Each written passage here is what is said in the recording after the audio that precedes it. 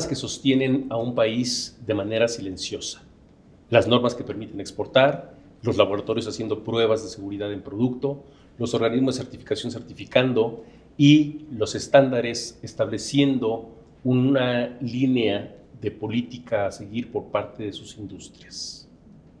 En este caso vamos a hablar de un tema muy silencioso, pero de gran relevancia para nuestro país en todos los ámbitos y por supuesto particularmente en el industrial. Estamos hablando de la infraestructura de la calidad. En este momento nuestro país está enfrentando retos importantes. La transición de normas mexicanas a estándares mexicanos, la creación de los organismos nacionales de estandarización y una serie de eventos en donde tenemos un gran reto para nuestro sistema de infraestructura de la calidad antes de normalización.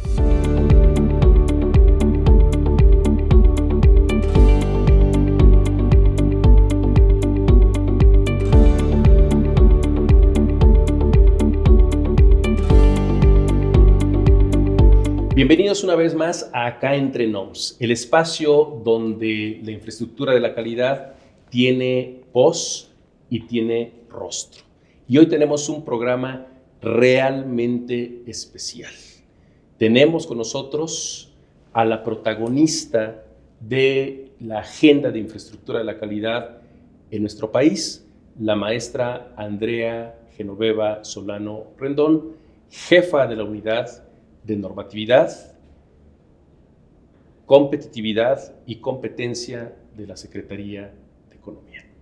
Estimada Genoveva, muchísimas gracias por tu participación en este episodio de Acá Entre Nos. Muchas gracias, gracias Juan por esta oportunidad, porque coincido plenamente contigo, es un tema silencioso, pero que una de las cosas que queremos hacer aquí en Secretaría de Economía y que lo estamos trabajando con el liderazgo de nuestro secretario, el licenciado Marcelo Ebrard, es justo que no sea un tema silencioso, sino que sea un tema que cada vez más pueda permear en la industria, en el comercio, en los consumidores y sobre todo también en las ventajas competitivas que implica el que sea un eje rector dentro de la política económica industrial del país. Muchísimas gracias. Pues mira, te invitaría a una dinámica rompehielos, en donde te lanzo una serie de conceptos y a ver qué ideas nos respondes sobre cada uno de esos conceptos. Ok, muy bien. Estándares mexicanos. Calidad. Competitividad. Necesidad nacional. TEMEC. Desarrollo. Vigilancia de mercado. Sin él no tenemos una correcta infraestructura de la calidad. Excelente. Imparcialidad. Necesaria en la función pública y en el sector privado también. Organismo Nacional de Estandarización. Reto fuerte para un nuevo orden comercial. Excelente. Pues bien, muchísimas gracias por estas primeras ideas, Andrea. Y si te parece, vamos entrando en materia. Claro.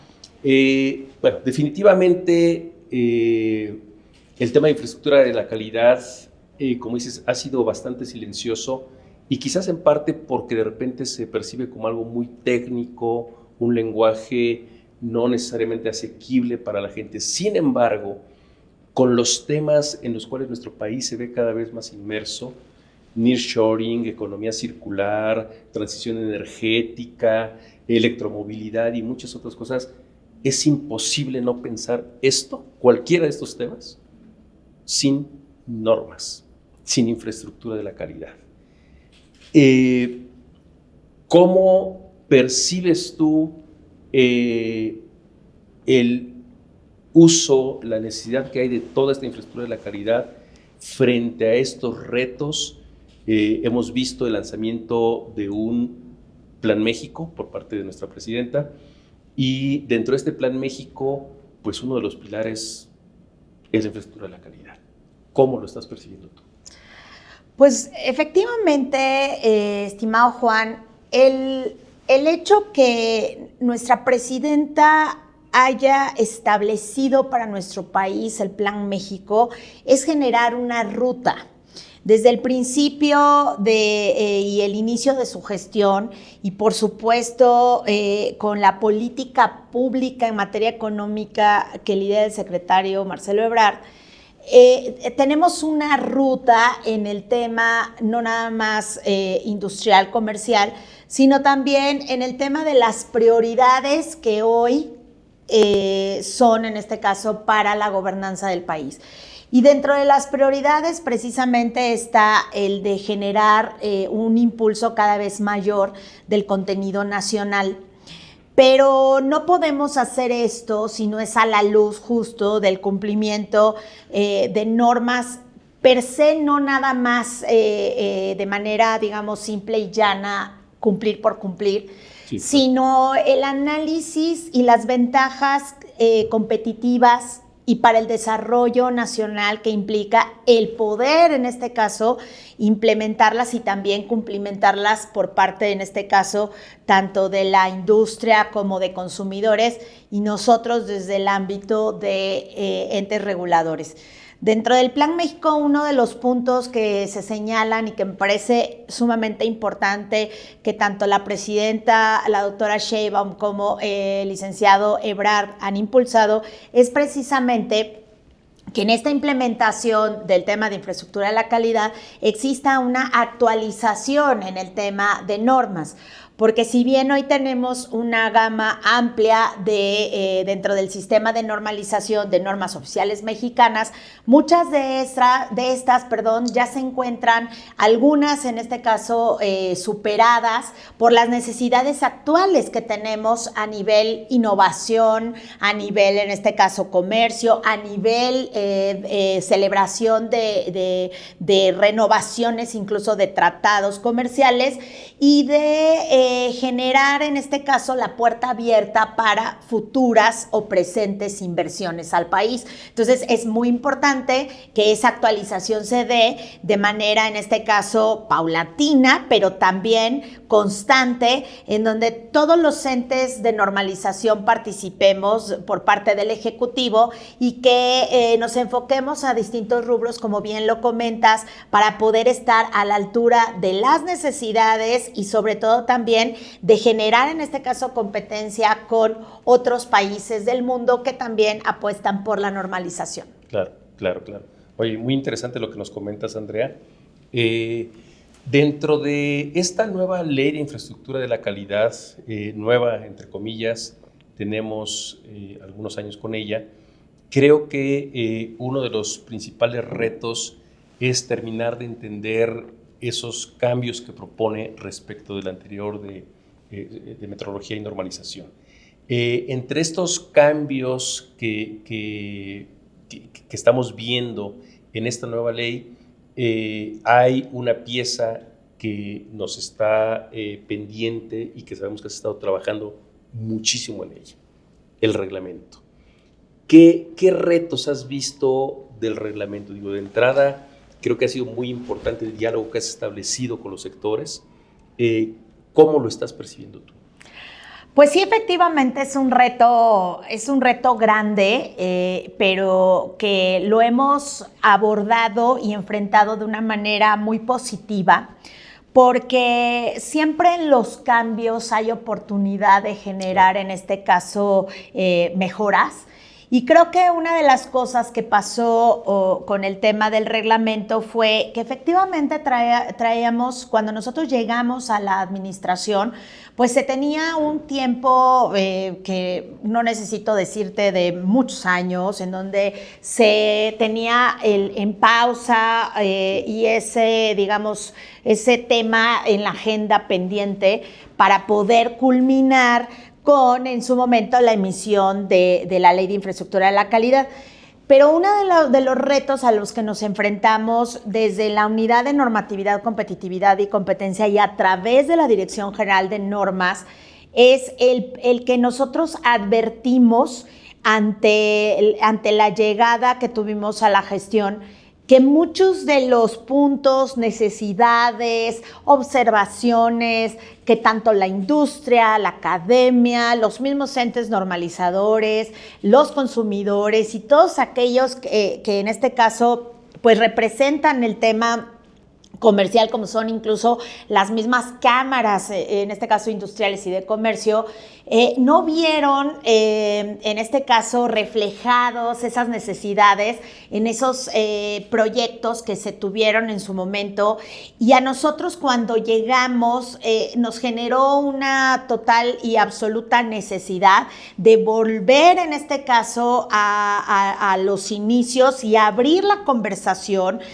para que, si bien ya teníamos en contra la necesidad de ya implementar este reglamento, no lo hiciéramos con esa falta de eficacia de no haber escuchado a todos aquellos actores que forman el sistema de infraestructura de la calidad. Entonces, ese fue un gran reto porque no fue del todo bien aceptado, pero también fue bien recibido. O sea, digamos que hubo quienes lo recibieron muy bien y hubo quienes al final del día pudieron estar, en este caso, en contra. Pero hoy que hicimos un ejercicio, porque fue un ejercicio conjunto, en donde reunimos precisamente a todos estos entes dentro del sistema de infraestructura de la calidad para que nos dieran sus opiniones, cuáles son las áreas de oportunidad, cuáles sus fortalezas, y que si bien nosotros como autoridad tenemos que generar y plasmar en este caso dentro del reglamento lo que al final del día es en este caso viable y conducente conforme en este caso a la ley, pues no tendríamos por qué desoír a esta necesidad cuando al final del día la aplicación del mismo va a estar en este sector. Entonces, creo que fue un ejercicio muy bueno, extraordinario, estoy convencida.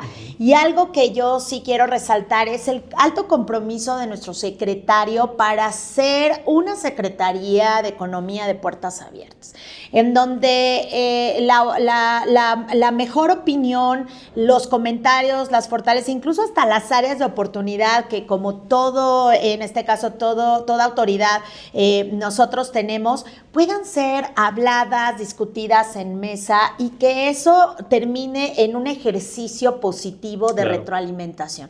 Por eso inicié con el punto de, fue un reto, pero se abordó de una manera muy positiva. Hoy, ¿en qué punto vamos? No me lo preguntas, pero quiero comentarlo en este caso a la audiencia. Vamos muy avanzados, estamos en el proceso final en donde Consejería Jurídica del Gobierno Federal ya tiene en este caso el documento para generar el último visto bueno y pasarlo en este caso a firma de nuestra presidenta y proceder a la publicación correspondiente. Creo que ya estamos a nada, no puedo decir una fecha con exactitud, pero estamos a nada de poder, en este caso, ya dar este último paso y ahora entrar al paso de la implementación, donde es otro reto también no menor, mayúsculo, en el que tenemos que participar desde Secretaría de Economía, pero que no podemos hacerlo solos. Tenemos que hacerlo con todos ustedes como, en este caso, entidades de acreditación, de evaluación, de observancia, vigilancia, la industria, las cámaras, la academia y todos aquellos que en algún momento van a convertirse en organismos que van a generar, en este caso, las posibles estandarizaciones, y por los comités que formarán parte de la creación, en este caso, de normas. Entonces, en ese punto estamos, querido. No, y coincido contigo, Andrea. Sin duda, el reglamento ha sido un reto importante, pero ya en la recta final en que se encuentra el reglamento, el verdadero reto ahí viene, es la implementación, sin duda alguna. Y bueno, pues por supuesto que contarás con el apoyo de la industria, de las organizaciones, para lograr esta adecuada implementación. Ahora, entre los temas, yo creo que tuvimos la fortuna de participar contigo en estas mesas que has referido. Creo que entre los temas que más polémica han generado ha sido el tema de todo este tema de transición de normas mexicanas hacia los estándares. ¿Cómo vislumbra, Andrea, esta transición? Estamos hablando de que no solo es nuevos estándares, estamos hablando de que son nuevas organizaciones, ¿sí? Teníamos los organismos nacionales de normalización, ahora tendremos los organismos nacionales de estandarización, y por supuesto pues cualquiera otro que los sujetos facultados para estandarizar. ¿Cómo ves tú esta nueva gobernanza, nuevo ecosistema del tema de los estándares, y también si la industria está percibiendo adecuadamente el tema de los estándares, que de repente son vistos como una carga, como regulación, pero claramente la forma en la que pretende presentar la ley y cómo se maneja en otros países, pues son un mapa de navegación para la propia industria, ¿no? Les ayuda. Claro. Sí, bueno, a ver, uno de los puntos que debemos de tener muy claro es el tema de hacia dónde va México. Okay. México va hacia cada vez más ser competitivo. Es un país con una fortaleza extraordinaria en materia de infraestructura de la calidad. Y quiero decirlo porque vale la pena siempre mencionar las cosas que se han hecho bien y por supuesto que se pueden en este caso mejorar. Claro.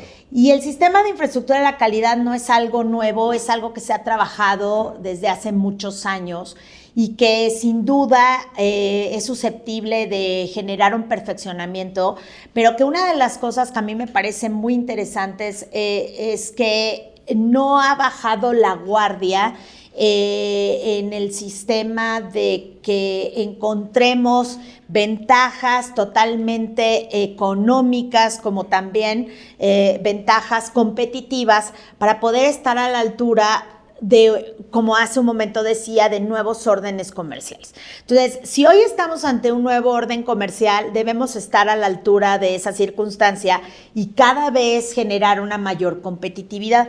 ¿Cómo vamos a poder hacerlo si no es a través de la calidad?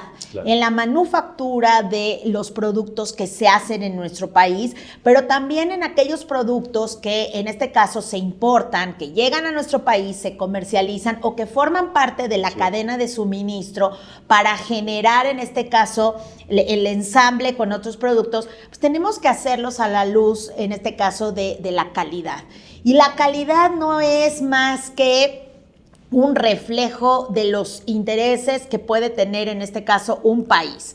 Entonces, México ha sido un país sumamente, en este caso, convencido del tema de la calidad y por eso la infraestructura de la calidad ha sido fuerte.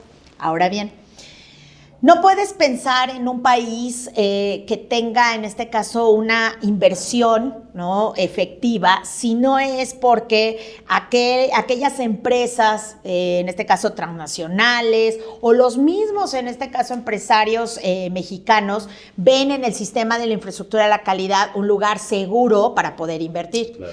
Entonces, si queremos que haya cada vez más inversión, y que eso es uno de los puntos que sin duda nuestro gobierno está, en este caso, impulsando, y que dentro de la política pública económica que nuestro secretario de Economía tiene, con todas las áreas que forman parte de esta secretaría, ese es uno de los principales motivos, el que llega a nuestro país la inversión.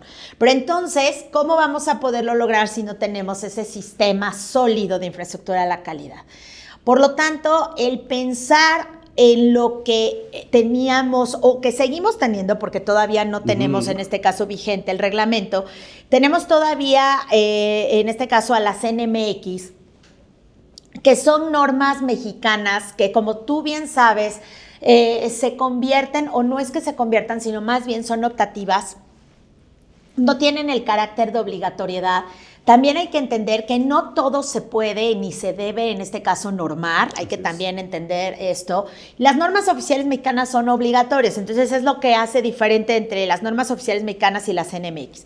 Pero en esa transición que mencionas, en donde vamos a vivirla con el nuevo reglamento, estamos hablando de que debemos de colocarnos a la par de los países más competitivos que existen en el mundo. Claro. Y todos aquellos países que tienen el más alto porcentaje de PIB y que se encuentran a la vanguardia en el tema de calidad, pues son aquellos que le han apostado precisamente al tema de estandarización. Entonces nosotros no podemos quedarnos en este caso atrás, y una de las razones y motivos por los que hoy esa transición tiene que ser un proceso adicional a los retos que va a traer, y en este caso la complejidad, son más de 5,000 normas mexicanas que se tienen y que se van a crear más seguramente estándares, pues se abre el campo a que exista en este caso una mayor influencia de lo que implica la certificación.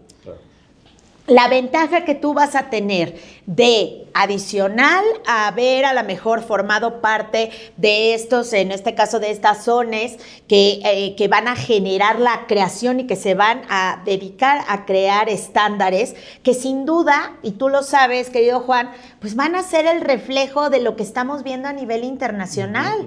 O sea, México forma parte de los organismos internacionales de estandarización, genera estándares internacionales, pero también a nivel nacional aplica desde la estandarización, y cuando tengamos el reglamento, el símil y el ejemplo para poder elaborar en este caso estos estándares. Pero la gran diferencia que vamos a tener entre el antes y el ahora, que cuando en este caso tengamos vigente el reglamento, va a ser que ahora estos estándares sí van a tener en este caso un PEC. Esto es un programa de evaluación de conformidad. Y eso es lo que le va a dar la diferencia a lo que hoy tenemos de NMX. En el mercado nos puede tocar en este caso, alguna empresa que te diga, sí, mira, ¿sabes qué? Mis productos cumplen, en este caso, con esta NMX. Pero no hay una obligatoriedad para que al final del día pueda hacerse esa, digamos, verificación que está cumpliendo. ¿Me explico? Sí. Entonces nos podemos encontrar en el mercado, digamos, algunas empresas que de manera, en este caso, incorrecta, puedan decir que sus productos están diseñados con una NMX y no tener esa certificación. Ahora bien, ¿qué va a pasar si tú con este nuevo reglamento ya tienes en este caso un estándar que va a poder ser certificado, verificable? Bueno, pues entonces, como ya forma parte de ese sistema de la infraestructura de la calidad, Secretaría de Economía, Profeco y todos aquellos entes que dentro de la infraestructura tenemos la posibilidad de generar vigilancia, verificación, es más, desde el mismo sector privado, como por ejemplo el observatorio que me parece extraordinario, que ha impulsado esta verificación, pues entonces ahora ya no nada más ya lo estoy diciendo, ahora lo estoy en este caso aplicando.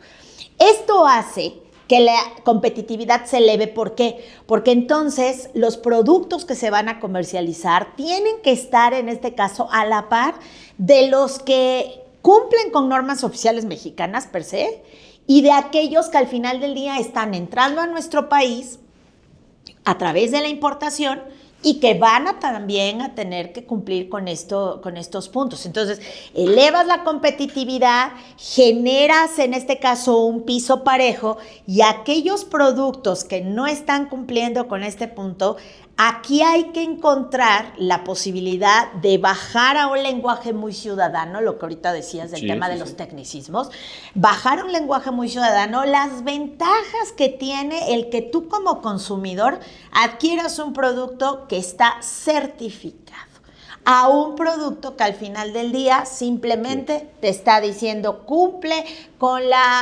en este caso vamos a pensar con el estándar que se hizo en este caso en Europa o que se hizo en un país asiático. Que al final del día no es que esté mal, está bien, porque nosotros incluso desde la Ley de Infraestructura de la Calidad tenemos el reconocimiento en este caso, de la normalización y los estándares internacionales. Pero en México, si algo necesitamos es incrementar la calidad, pero también el contenido nacional. Entonces, tú vas a hacer que con esto tu pequeño comerciante, tu mediano comerciante, entre al sistema de infraestructura de la calidad y encuentre ventajas, no nada más de mero cumplimiento, sino también de poder irte a un upgrade en donde no nada más le vendas a la mejor al interior del país, sino ya que te vayas a exportar. Entonces, esas son las ventajas. Es un reto mayúsculo. Claro. La transición va a ser algo en donde van a participar justo todos aquellos que tengan y que cumplan con las características para poder convertirse en este caso en ONES. Sí. Pero también hay que entender que habrá muchos organismos o entes facultados que su principal función no sea nada más el tema de la estandarización, sino que traigan otras funciones, pero que se conviertan en agentes y actores principales. Y aquí quiero resaltar lo siguiente: la academia. No podemos hablar de infraestructura de la calidad sin el rigor científico, sin la academia de por medio. Entonces, si antes no podía a lo mejor una UNAM, un IPN o alguna universidad particular participar como un ente facultado, hoy puede hacerlo. Claro.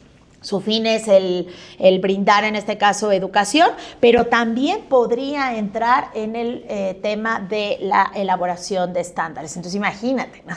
Tienes a toda la gama dispuesta y lista para poder generar estos estándares. Se va a dar la posibilidad de que incluso se incremente nuestro porcentaje de innovación y de propiedad intelectual, porque todo eso que se va a dar implica propiedad intelectual, entonces va a rebotar necesariamente en este caso, registros de nuevos, a lo mejor, inventos, algún tipo de diseño industrial. Entonces se vuelve algo virtuoso para los países y para México. Fíjate que tienes toda la razón, Andrea. La forma en la que planteas este tema de la academia suena por demás interesante, porque al final de cuentas, como bien dices, las universidades, instituciones educativas, hay algunas que no solo se dedican a la enseñanza, sino también a la investigación y generan conocimiento de frontera, ¿no? Estás hablando de, la verdad es que parece que México tiene a sus científicos, a sus investigadores en un muy buen nivel internacionalmente, y esto pues va en dos vías. No solo ellos aportan acá, sino como están en una red internacional, permite traer ese tipo de conocimientos. Sin duda, la idea, el hecho de que las universidades puedan incursionar en estas actividades, pues es un logro importante, y también el hecho de que participen con los otros que ya están, ¿no? Creo que ese elemento es fundamental. Uno de los puntos que son interesantes para la industria, y aquí voy a hacer un poquito de historia, porque es algo con lo que viene a romper esta ley de infraestructura de la calidad, es que cuando esto arrancaba en la era del NAFTA, la implementación del NAFTA, pues la realidad es que no existían esos organismos aquí en el país, ¿no?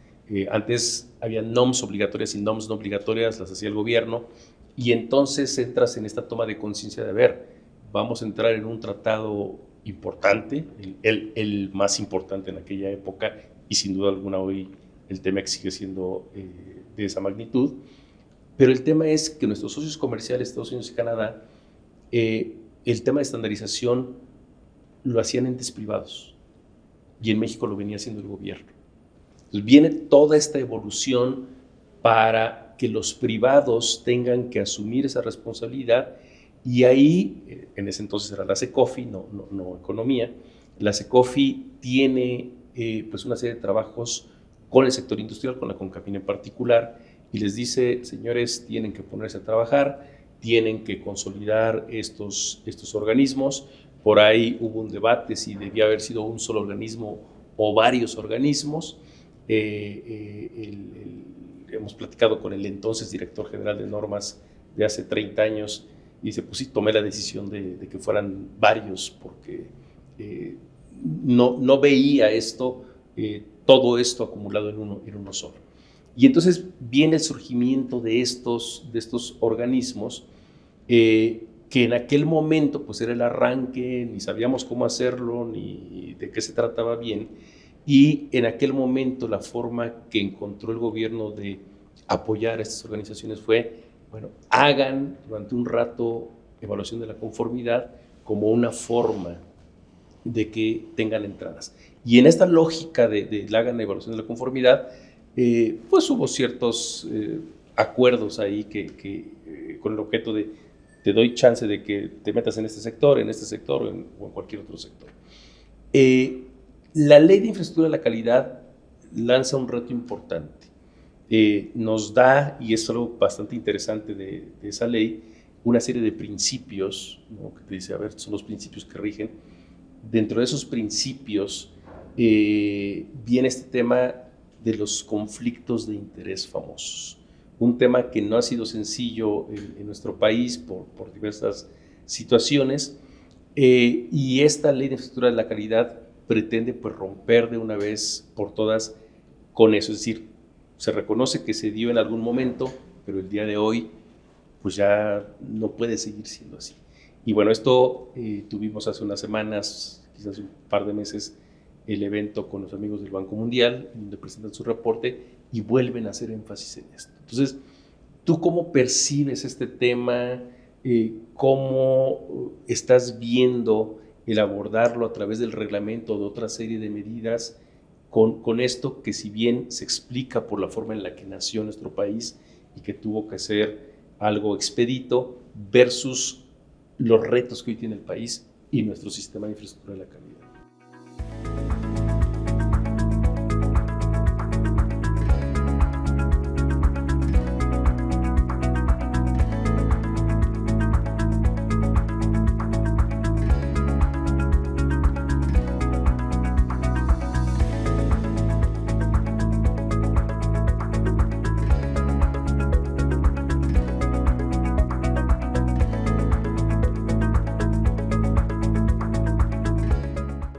Claro.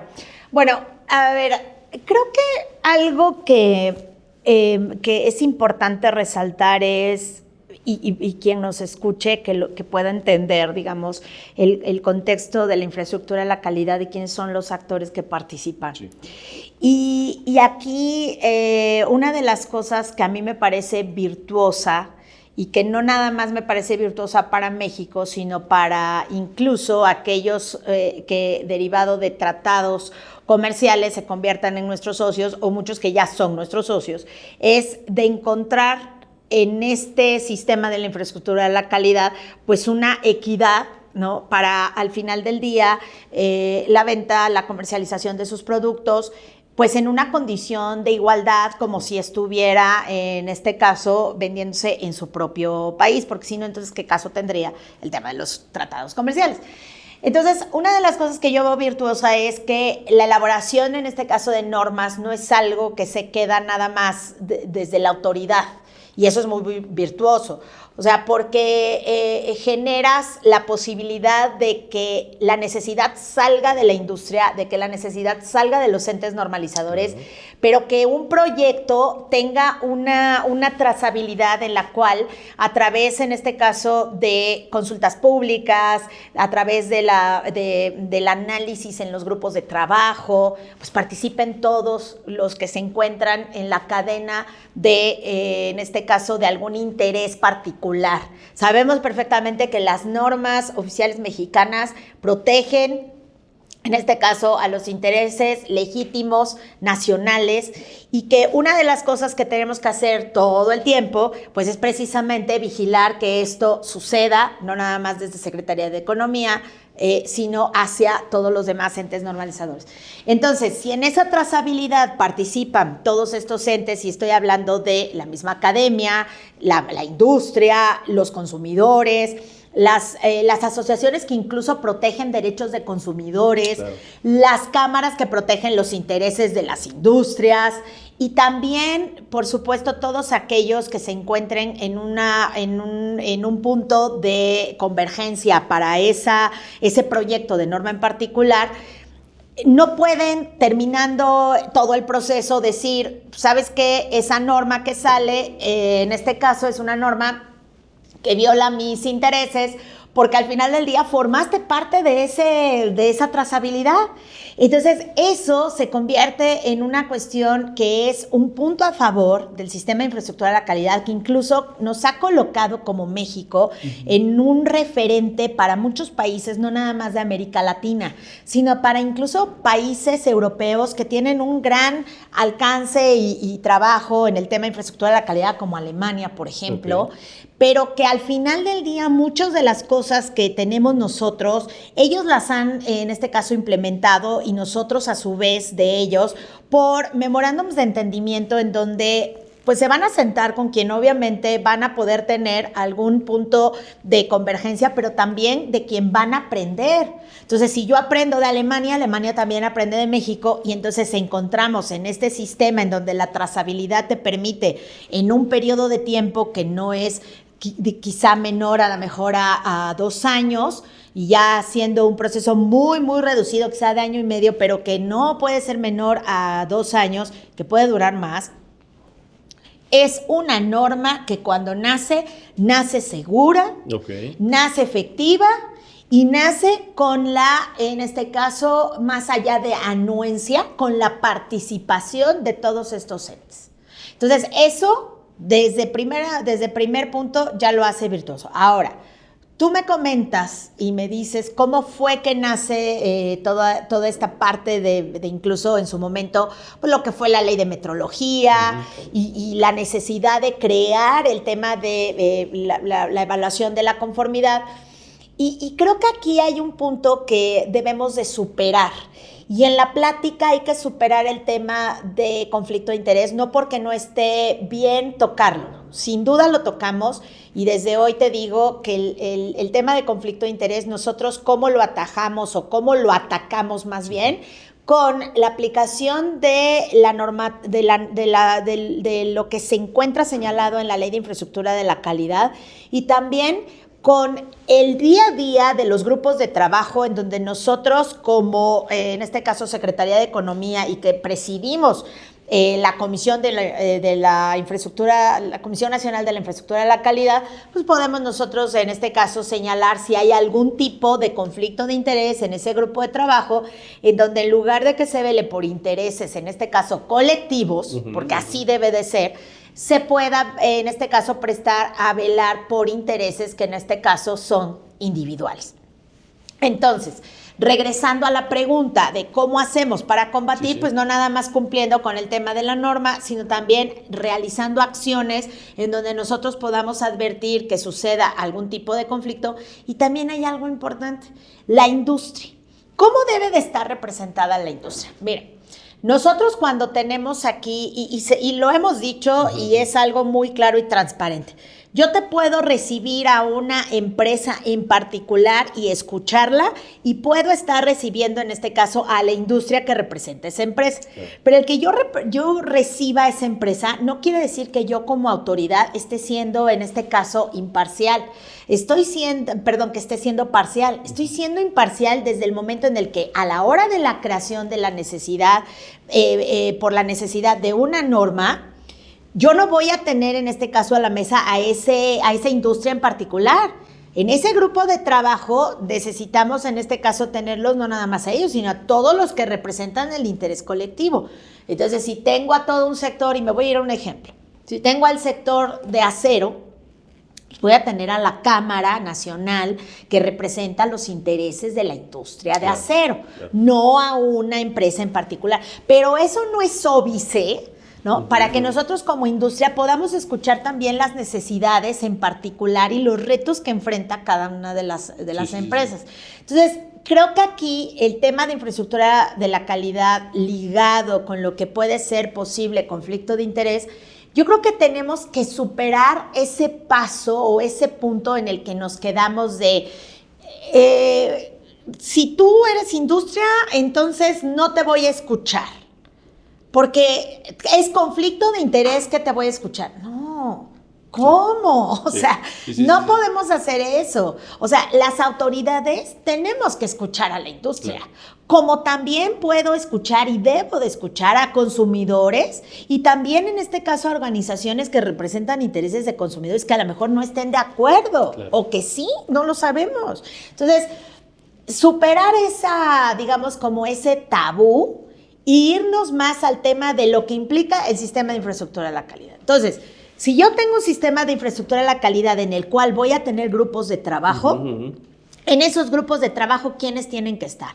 Todos aquellos que tienen un interés legítimo en ese tema. Sí, sí, sí. Entonces, si estamos tocando un tema en materia de acero, en materia de cemento, o en materia de alimentos, o en cualquier materia, en materia electrónica, electrotécnica, Sí, sí, sí. pues ahí que estén, en este caso, representados, sobre todo por, en este caso, las cámaras. Eso es fundamental y creo que es la manera de poder pasar el tema de lo que implica conflicto de interés. Ahora, no hay que dejar de vista o no perdamos de vista que los funcionarios públicos per se nos encontramos sujetos, en este caso, al cumplimiento de, en este caso, las leyes administrativas y sobre todo también al resguardo de lo que implica información confidencial, lo que va a representar al final del día la función que tiene uno hoy y mañana que te vas a dedicar. Todo eso hay que, en este caso, hay que guardarlo y creo que mientras eso se dé, no tiene por qué, en este caso, haber conflicto de interés. Pero que la autoridad tenga relación, dígase, escuche la necesidad de consumidores, de industria, de la academia, es, creo yo, la función principal que tiene que hacer para un correcto desarrollo del sistema de infraestructura. Excelente, de la calidad. excelente. Sí.